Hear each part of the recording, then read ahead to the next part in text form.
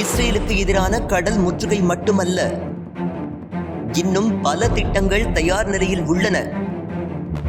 காசா மீதான முற்றுகை விலக்கிக் கொள்ளப்படாவிட்டால் ஏமனின் தாக்குதல் தீவிரமடையும். ஏமன் தலைவர் சையத் மாலிக் அல் ஹவுதி அறிவிப்பு. காசா மீது கடந்த 10 நாட்களுக்கும் மேலாக முற்றுகையை கடைபிடித்து வருகிறது இஸ்ரேல். இதனால் உணவுப் பொருட்கள், மருந்துகள் செல்லாமல் மக்கள் பட்டினியால் வாடி வருகின்றனர். கடந்த 3 நாட்களாக மின்சாரமும் துண்டிக்கப்பட்டுள்ளதால் அங்கு செயல்பட்டு வந்த ஒரே ஒரு உப்பு நீக்கும் தண்ணீர் ஆலையும் மூடப்பட்டது. இதனால் குடிநீர் பஞ்சமும் ஏற்பட்டுள்ளது.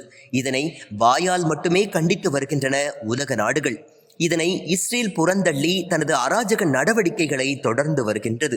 இந்த நிலையில் இஸ்ரேலுக்கு 4 நாட்கள் அவகாசம் கொடுத்த ஏமன் ஹவுதி படைகள் அந்த அவகாசம் செவ்வாய்க்கிழமையுடன் முடிந்ததை அடுத்து புதன்கிழமை முதல் இஸ்ரேலுக்கு எதிரான புதிய போர் அறிவிப்பை வெளியிட்டனர்.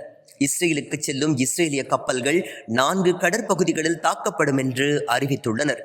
இதனிடையே அந்நாட்டு மக்களுக்கு உரை நிகழ்த்தியுள்ள அந்நாட்டின் தலைவர் சையத் மாலிக் அல் ஹவுதி, கடல் முற்றுகை என்பது ஒரு பகுதிதான் என்றும் பல திட்டங்கள் மேஜையில் தயார் நிலையில் உள்ளதாக எச்சரித்துள்ளார்.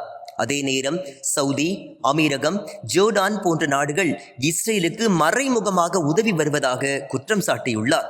உலக வங்கி வெளியிட்டுள்ள தகவலில் ஏமனின் முற்றுகையால் அத்தியாவசிய பொருட்கள் தட்டுப்பாடு இஸ்ரேலில் ஏற்பட்ட நிலையில் அமீரகம், சவுதி, ஜோர்டான் வழியாக சாலை மார்க்கமாக இஸ்ரேலுக்கு உணவுப் பொருட்கள் செல்வதாக தெரிவித்துள்ளது. இதனை இந்த நாடுகள் மறுக்க முடியுமா என்று அவர் கேள்வி எழுப்பியுள்ளார். இந்த நாடுகள் மதக்கடமையை ஆற்றுவது இல்லை என்பதோடு மனிதாபிமானமும் இல்லாமல் இருப்பதாக வேதனை தெரிவித்துள்ளார்.